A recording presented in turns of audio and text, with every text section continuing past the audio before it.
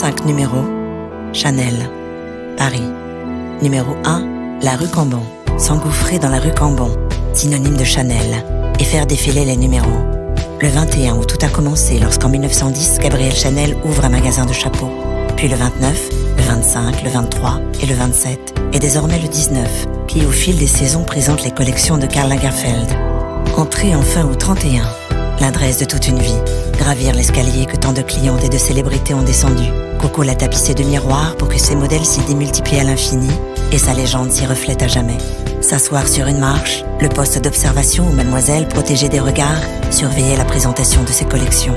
Gagner les salons du premier étage. Jusqu'en 1971, les mannequins jeunes filles de la bonne société y présentent quotidiennement les modèles. Aujourd'hui, seules les célébrités et clientes de la haute couture font leurs essayages dans ce palais blanc, beige et noir, dessiné par Karl Lagerfeld. Pénétré dans le sein des seins, le studio.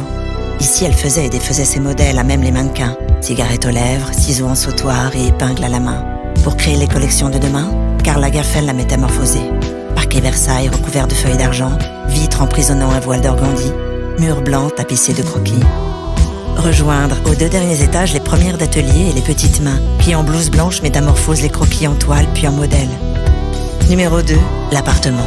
Quitter la sobriété en noir et blanc des salons pour plonger dans le monde baroque de l'appartement de mademoiselle, qu'elle semble avoir quitté à l'instant. Une entrée, un bureau, un salon, une salle à manger, pas de chambre. Un chaos harmonieux où chaque objet révèle l'inspiration de Gabrielle Chanel, sans en divulguer les secrets. Paravent en lac de coromandel, miroirs octogonaux, lustres ornés de camélias, de 5, de 2 et de double C, épis de blé stylisés, Bouddha, lion et statue de la Vierge ou d'Aphrodite qui continuent de veiller sur elle. Numéro 3, le Ritz. S'inviter au Ritz. C'est ici que Gabrielle Chanel s'installe en 1937, d'abord dans une suite qui donne sur la place Vendôme, puis dans 2 chambres dont les fenêtres ouvrent sur la rue Cambon. C'est ici qu'elle mourra, un soir de janvier 1971. Numéro 4, le 18 place Vendôme. Poussez la porte de l'hôtel Cressard que la maison Chanel réaménage entièrement en 1997 pour y accueillir la joaillerie. Elle fut d'ailleurs la première femme et la première couturière à mettre un pied sur ce territoire précieux où scintille désormais son nom. La place Vendôme. Numéro 5, le Grand Palais.